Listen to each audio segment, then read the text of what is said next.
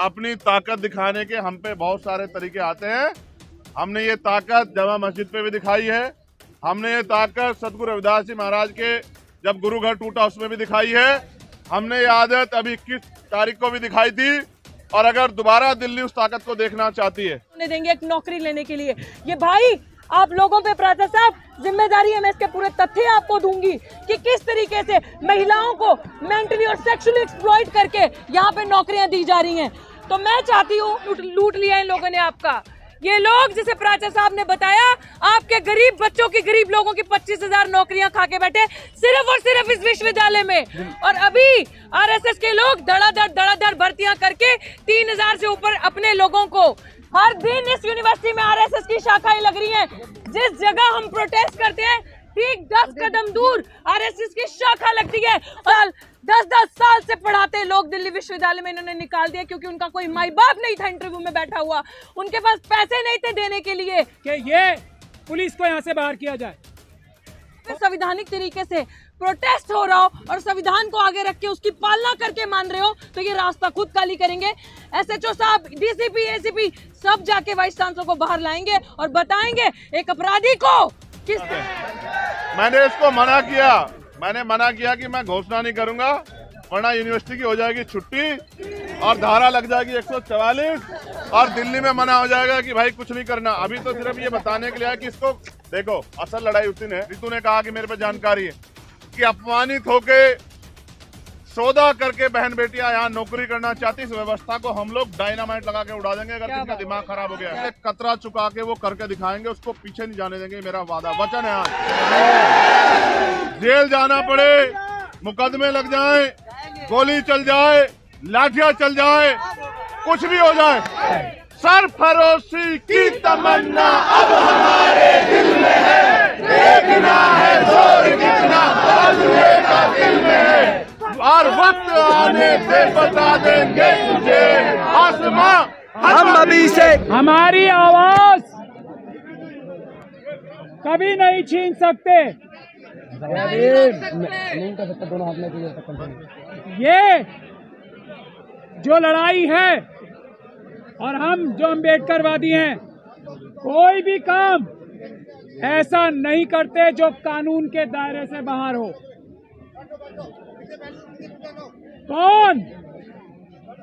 कौन कानून पे चल रहा है, कौन कानून पे नहीं चल रहा है, इसका मापदंड तय करने के लिए ये देखा जाना चाहिए कि हम लोग क्या कर रहे हैं। जो हम लोग कर रहे हैं वही संवैधानिक रास्ता है। जो अम्बेडकरवादी नहीं है, वो जो करते हैं वो गैर संवैधानिक, गैर कानूनी काम होता है। आज जो हमारी मांगे हैं क्या है, वो 25,000 से ज्यादा बैकलॉग को देना हमारे बहुजनों के टीचर्स को। दिल्ली में, सिर्फ दिल्ली यूनिवर्सिटी में ये जो डॉक्टर रितु है ना, ये इस चीज की लड़ाई लड़ रही है, अपनी एक नौकरी की नहीं लड़ रही। जय भीम। इन्हें दुनिया की किसी भी यूनिवर्सिटी में नौकरी मिल सकती है, और सविता रॉय जिन्होंने इसको बाहर निकाला है, उन्हें सिर्फ किसी जेल में जगह मिल सकती है, क्योंकि वो क्रिमिनल हैं। जय भीम। चाहे प्रोफेसर लक्ष्मण यादव हो, चाहे हमारा छोटा भाई रोहित रहमुल्ला जो टॉपर था वो इनसे कहीं ज्यादा अच्छे हैं जो लोग कब्जा करके बैठे हैं। तो ये 25,000 नौकरियां जिन्होंने चुराई हैं, लूटी हैं, डकैती मारी है, वो कानून तोड़ रहे हैं, या जो चोरी की है उसको पकड़वाने वाले कानून तोड़ रहे हैं। ये बात है पहली। तो हम लोग वो चोरी पकड़वाने का काम कर रहे हैं। जय भीम। बोलो भाई जय भीम। एक दूसरा जो एनएफएस है ना, सिर्फ दिल्ली यूनिवर्सिटी में नहीं है, ये 25,000 सिर्फ दिल्ली यूनिवर्सिटी का है, जिसकी डॉक्टर रितु लड़ाई लड़ रही है, और ये लड़ाई पूरे देश में ले जानी है।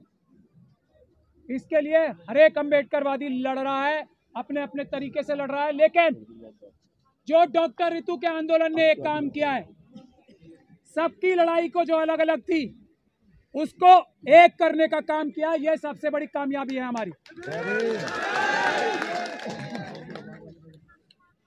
दूसरा, एनएफएस, जो एनएफएस करते हैं चोर बेईमान डकैत वो हैं। हम एनएफएस को खत्म कराने का काम कर रहे हैं, तो हम कानून का पालन कर रहे हैं वो। तीसरा, हर एक यूनिवर्सिटी में 25% कम से कम एजुकेशन फ्री होनी चाहिए, क्योंकि भारत का संविधान वो कहता है, हमारे देश के बजट ये कहते हैं।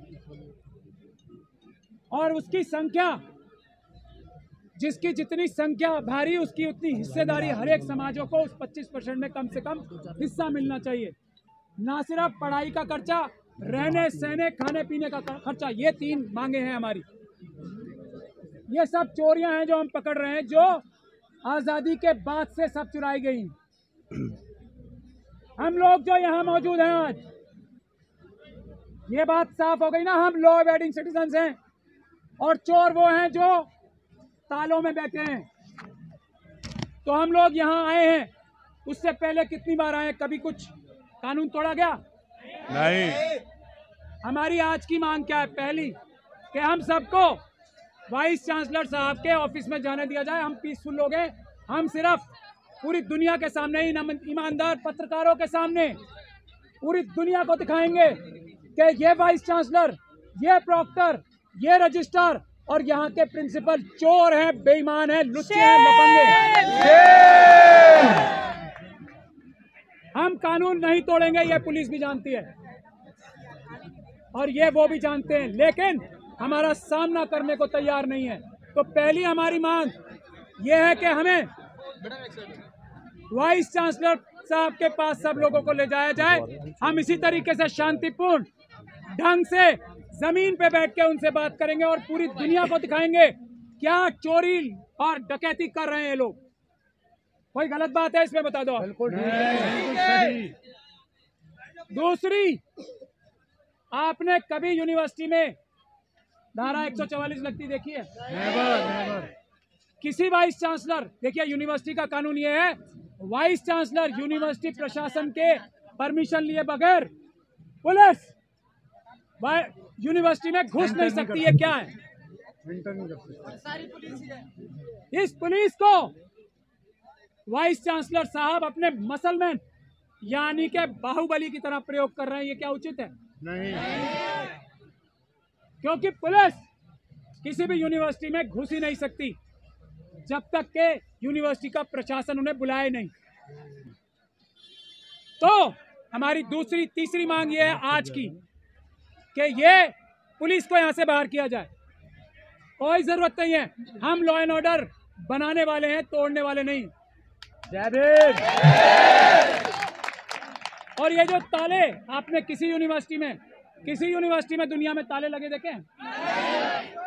ये ताले लगाने का काम जो है ये अपराध है। चौथी बात, स्पीकर पे फोन करो। जहां पर 145 दिन तक शांतिपूर्ण प्रदर्शन हुआ था, बताइए पीछे से सिट इन हुआ था, मेरी बात कर रहा हूँ। वहां दोबारा लगेगा। मैं डॉक्टर रितु बोल रही हूँ। जब तक ये बताइए, ये कोई गलत काम है? हम लोग 145 दिन तक वहाँ बैठे थे, हम साथ हैं। वहाँ कोई लॉ एंड ऑर्डर की प्रॉब्लम हुई? हम पे पत्थर फेंके गए, हमारे डॉक्टर रितु को बदमाशों द्वारा उठवा लिया गया, धमकियां दिलवाई गई, प्रॉक्टर ने हमले कराए, वाइस चांसलर ने हमले कराए, फिर भी हमने क्या वायलेंस किया? जवाब तक नहीं दिया, चुपचाप हम हर जुल्म सहते रहे। तो ये हमारा आंदोलन वहीं से चलेगा, दुनिया की कोई ताकत रोक नहीं सकती, दिन रात चलेगा। अगर इनमें से कोई भी मांग हमारी गैर कानूनी है तो हमें कोई भी आके यहाँ बताए, और अगर नहीं बता सकता तो हमें रोक भी नहीं सकता। ऐसा मेरा निवेदन है आप सब लोगों से। लेकिन एक गुजारिश है आप लोग तो कभी हिंसा कर ही नहीं सकते, कर ही नहीं सकते, क्योंकि आप अम्बेडकरवादी हो। ये बात हमें सही तरह पता है, पूरी दुनिया को पता है। जो आरएसएस के लोग हिंसा करेंगे या करते हैं, उनकी भी भड़कावे में आपको नहीं आना है। कुछ भी करें वो, हमारे ऊपर पत्थर फेंके, डंडे चलाएं, लाठी चलाएं, आप लोगों को अपनी बहादुरी दिखानी है। हिंसा नहीं होने दे, ऐसा अपने आप की बहादुरी हमें दिखानी है। किसी भी हालत में इतनी सी भी हिंसा हम आरएसएस के लोगों को ना करने दें, ये हमारी जिम्मेदारी है। हम साथ हैं, हम साथ हैं, हम साथ हैं, बस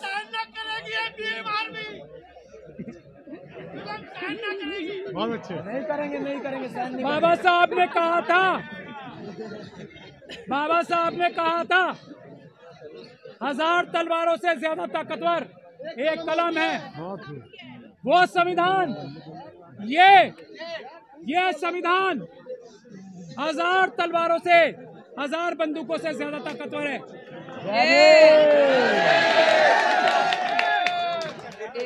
बस मुझे यही निवेदन करना था।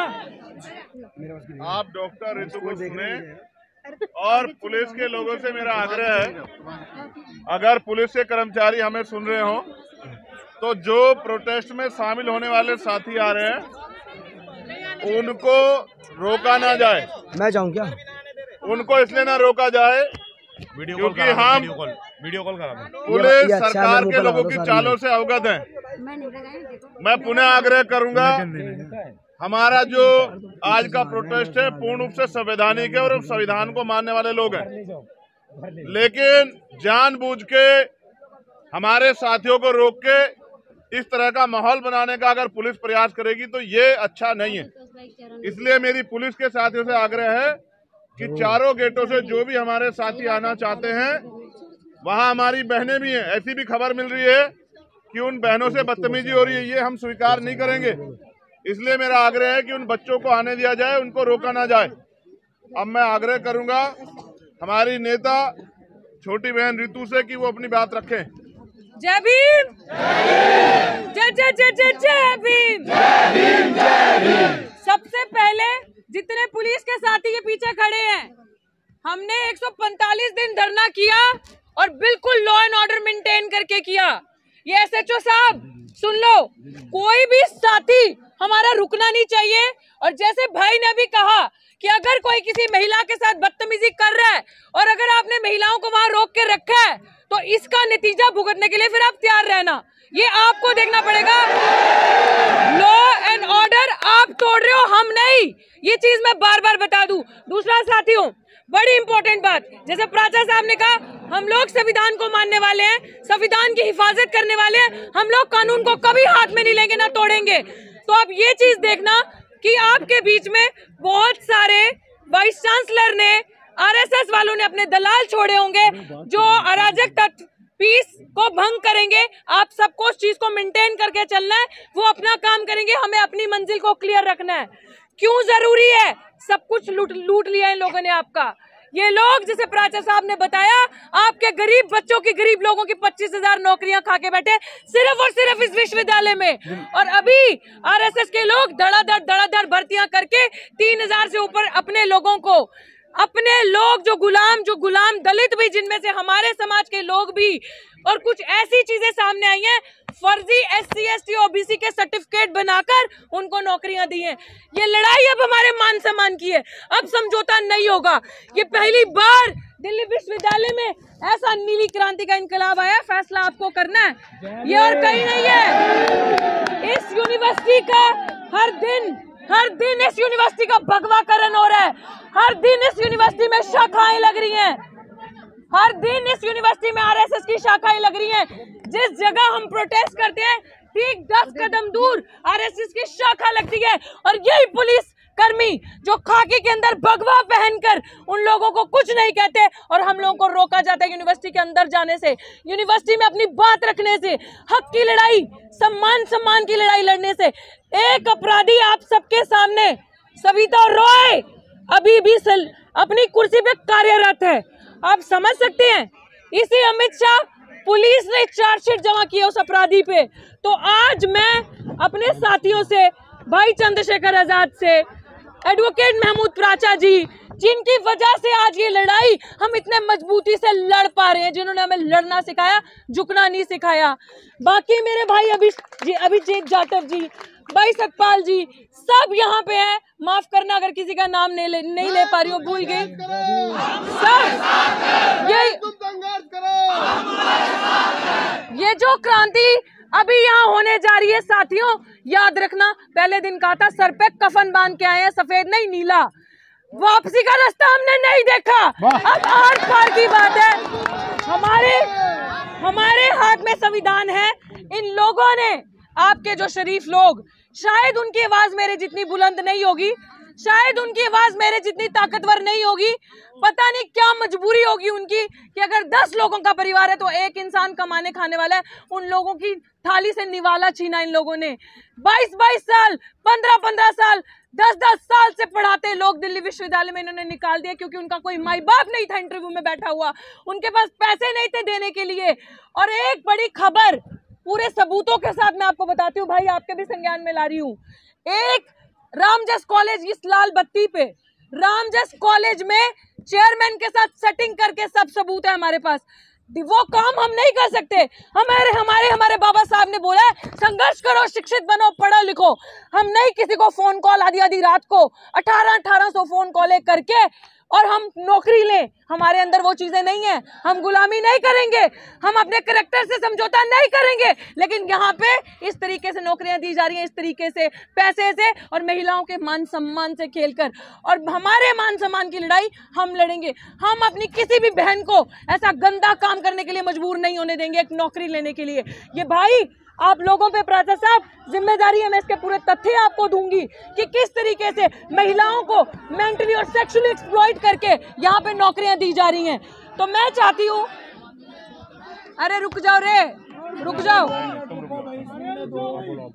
थोड़ी देर रुक जाओ। ये नहीं ये चीज आपको समझने की जरूरत है कि आपकी बहन बेटी की जहां बात आती है उसके ऊपर हम कुछ नहीं समझेंगे, क्योंकि बाबा साहब ने एक ही चीज कही थी कि मैं उस समाज की तरक्की तब समझूंगा उस समाज की महिलाओं ने कितनी तरक्की की है। और आज अगर महिलाओं ने ये बेड़ा उठाया है तो मैं कहती हूँ कि मजबूरी है सबकी, जितने भी हमारे समाज के पुरुष हैं, भाई हैं, कि साथ कंधे से कंधा मिला के आगे आकर देना है। और आज जब तक वाइस चांसलर को यही पुलिस वाले बाहर नहीं लेकर आते, और ये पुलिस का फर्ज बनता है कि जहां पे संवैधानिक तरीके से प्रोटेस्ट हो रहा हो और संविधान को आगे रख के उसकी पालना करके मान रहे हो, तो ये रास्ता खुद खाली करेंगे। SHO साहब, DCP, ACP सब जाके वाइस चांसलर को बाहर लाएंगे और बताएंगे एक अपराधी को किस तरीके से उन्होंने अभी तक कुर्सी पे कार्यरत रखा हुआ है। यही आप सबसे कहूंगी, पीस को मेंटेन करके रखना है और हम इसी दरवाजे से अंदर जाएंगे। 4 नंबर गेट पे बंद ताले, भाई ताले बंद है हमारे लिए, प्राचा साहब ताले बंद है वहां पे हमारे लिए, समझ लीजिए आप। वो ताले हमें देख के बंद होते हैं। जब साथी आशुतोष या मेरे जैसे लोग जब वहां पहुंचते हैं विश्वविद्यालयों में तो वो ताले लगा दिए जाते हैं। मतलब हम नहीं जा सकते अंदर विश्वविद्यालयों की ये हालत है दलित आदिवासी की। अगर मैं दलाल बन जाऊं, मैं गुलाम बन जाऊं, अपनी आवाज बंद कर दूं तो 1 मिनट में सब कुछ मेरे लिए भी आ जाएगा। लेकिन समझौता नहीं चाहिए। तुम नहीं खरीद सकते पैसे से मुझे कि 1 लाख की नौकरी का लालच दोगे। नौकरी नहीं, न्याय चाहिए। नौकरी नहीं, न्याय चाहिए। और इनकी औकात क्या है हमें नौकरी देने की? ये लोग हमें NFS करते हैं, नॉट फाउंड सूटेबल। खुद उस कुर्सी पे बैठने के लायक नहीं है ये, अगर इनका कोई गॉडफादर ना हो इंटरव्यू में। तो हम सब इस लड़ाई को मजबूती से मिलकर लड़ेंगे। और अभी जैसे मंच, सम्मानित मंच से आपको आदेश आएगा, उस आदेश की आपको पालना करनी है और आपके लीडर्स आगे रहेंगे और हम सब उन्हें फॉलो करेंगे, इवन इंक्लूडिंग मी। हम सब उन्हें फॉलो करके अंदर जाएंगे। करो, मैं तो इससे कहूंगा, सार्वजनिक रूप से कहूंगा कि ऐसी धारदार आवाज को पार्लियामेंट में होना चाहिए। जो बात वो सड़क से इतनी मजबूरी उठा सकते, अगर पार्लियामेंट में होगी तो शायद जवाब देना मोदी जी को भी और उनके चमचों को भी भारी पड़ जाएगा, ऐसा मुझे लगता है। मैं उनकी हर बात से सहमत हूँ, हर मांग से सहमत हूँ। इनकी एक बात से असहमत हूँ। इन्होंने कहा कि हम जमीन पे बैठ के उनसे बात करेंगे। हम नहीं बैठेंगे जमीन पे। हम बैठेंगे कुर्सी पे, वो बैठेंगे। बैठने का अधिकार इस संविधान ने हमें दिया है, क्योंकि ये वकील है, अनुशासित है, इसलिए हमें कोशिश करते हैं कि हमारे आंदोलन को कोई परेशानी ना हो। ये सच है, आंदोलन को कुचलने के लिए सरकार तरह तरह के हथकंडे अपनाएगी, लेकिन याद रखो, ये भी रोटी खाते हैं, हम भी रोटी खाते हैं। हम किसी भी कीमत पे अपने आंदोलन को पीछे हटने नहीं देंगे। दूसरी बात, मैंने एक मांग की थी कि जो लोग सड़क पे हैं उनको आने दिया जाए। मेरा ऐसा विश्वास है कि हमारी बात को सुना गया होगा। अब हम जो आगे की हमारी तैयारी है, हम लोग उस पर चलेंगे। और फिर आपसे कह रहा हूं, एक दिन में कोई लड़ाई नहीं जीती जाती, कोई लड़ाई नहीं। अभी तो आप ये चाहते हो कि वो गिरफ्तार हो जाए, अभी तो उनको सजा मिलेगी। अभी लड़ाई बहुत लंबी है। हमारे लोग एक बार में सोच लेते हैं कि लड़ाई खत्म हो गई। अभी आपको कई बार अपनी ताकत का प्रदर्शन करना पड़ेगा। और मैं एक और छोटी बात कहता हूं, छोटी इसलिए कह रहा हूं क्योंकि बड़ी बात कह के कुछ होता नहीं है। अगर आज से काम नहीं चलेगा तो फिर हमें अपनी ताकत दिखाने के हम पे बहुत सारे तरीके आते हैं। हमने ये ताकत जामा मस्जिद पे भी दिखाई है, हमने ये ताकत सतगुरु रविदास जी महाराज के जब गुरु घर टूटा उसमें भी दिखाई है, हमने ये आदत अभी 21 तारीख को भी दिखाई थी। और अगर दोबारा दिल्ली उस ताकत को देखना चाहती है तो दिल्ली का स्वागत, दोनों हाथ से स्वागत है। इतिहास गवाह है, इतिहास गवाह है, जिस दिन हम दिल्ली आते हैं ताकत से, उस दिन के बाद दिल्ली में अच्छे अच्छों के दांत खट्टे हो जाते हैं। मैंने इसको मना किया, मैंने मना किया कि मैं घोषणा नहीं करूंगा, वरना यूनिवर्सिटी की हो जाएगी छुट्टी और धारा लग जाएगी 144 और दिल्ली में मना हो जाएगा कि भाई कुछ नहीं करना। अभी तो सिर्फ ये बताने के लिए है कि इसको देखो, असल लड़ाई उस दिन है, ये तो लड़ी रही है, बोल भी रही है, और भाई सब लोग इसके साथ है, भीम आर्मी बीएसएफ के लोग भी साथ है, लेकिन इसके आंसू नहीं देख पाया मैं। देखो सच बात ये, बहनों को रोते हुए देखना ये मेरे बस की बात नहीं है। जब ये उस दिन रोई ना तो ऐसा लगा कि क्या कर दें। और हिमांशु जानते हैं इस बात को, मैंने 1 तारीख को कहा था हिमांशु से कि एक दिन का मैं समय निकाल के आता हूँ, लोकसभा से चलेंगे, लेकिन उससे पहले ही सब गड़बड़ हो गया। देखो वो बहुत तेज है, हमारे फोन सुन रहे हैं महमूद भाई, उनको पता लग जाता है कि कब हम क्या करने वाले, इसलिए पहले तैयारी कर लेते हैं। उन्होंने ये आंदोलन कुचला इसलिए, उसको हटाया इसलिए, चोरी डकैती इसलिए की कि आंदोलन पड़ा पड़ा पत्थर ताकतवर हो जाता है। ये तो जिंदा लोगों का आंदोलन है। तो मेरा विश्वास है कि आंदोलन वहीं चलेगा, पूरे जोर शोर से चलेगा और आंदोलन जीतेगा भी, क्योंकि सबसे बड़ी ताकत हमारे पास संविधान है। इस संविधान के जरिए हम उनको सजा भी कराएंगे और जो 25,000 वैकेंसियां बैकलॉग बाकी है उसको पूरा भी कराएंगे। और यूनिवर्सिटियों में जो एक और बात बताई तथ्यों के साथ, रितु ने कहा कि मेरे पे जानकारी है कि अपमानित होके सौदा करके बहन बेटियां यहाँ नौकरी करना चाहती, इस व्यवस्था को हम लोग डायनामाइट लगा के उड़ा देंगे अगर किसी का दिमाग खराब हो गया। हम दिखावे के लिए नहीं करते हैं कि हम बहन बेटियों का सम्मान करते हैं, हम भाजपा आरएसएस के लोगों की तरह नहीं है। हम सम्मान दिल से करते हैं और करते रहेंगे। और हमें तो बाबा साहब अम्बेडकर ने यह शिक्षा दी है कि किसी भी समाज की तरक्की उस समाज में रहने वाली महिलाओं की तरक्की से मैं मापता हूँ कि उस समाज की, उस प्रदेश की, देश की कितनी तरक्की हुई है। इसलिए अब जो आदेश होगा, जो लोग लीड कर रहे हैं, आज मैं आगे कहूं कि मेरे हिसाब से करो, ये मेरी आदत नहीं है। मैं रितु से कहूंगा जो आज वो कहेगी, हम अपनी खून का एक एक कतरा चुका के वो करके दिखाएंगे, उसको पीछे नहीं जाने देंगे। मेरा वादा वचन है। आज जेल जाना पड़े, मुकदमे लग जाए, गोली चल जाए, लाठियां चल जाए, कुछ भी हो जाए, दम है तेरे दमन में कितना, देख लिया है देखेंगे। दम है तेरे दमन में कितना, देख लिया है देखेंगे। सरफरोशी की तमन्ना अब हमारे दिल में है, देखना है जोर कितना बाजुए का दिल में है। और वक्त आने पे बता देंगे तुझे आसमां, हम अभी से क्या बताएं क्या हमारे दिल में है। दिल में जिस दिन ताकत होगी, दिल में क्या है वो तो बताएंगे, करके दिखाएंगे, लेकिन अभी तो लड़ेंगे। नहीं, एक मिनट, एक आग्रह है, आंदोलन तब कामयाब होता है जब वो अनुशासित होता है। आगे चलेंगी बहनें, कौन चलेगा आगे? और बहनों से 3 फीट की दूरी बना के चलेंगे हम लोग। मीडिया वाले कहाँ? अगर कोई शक्ल दिखाने, फोटो खिंचवाने, माइक के आगे खड़ा होने आया है, अलग बात है। अगर कोई मदद करने आया है तो फिर अनुशासन में चलना। ऐसा नहीं कि भाग भाग के आगे जाओ। वो इस बात से आइडिया लगा लेंगे कि ये जिम्मेदार लोग नहीं है। जिम्मेदार बनो, नहीं बनोगे कुचले जाओगे।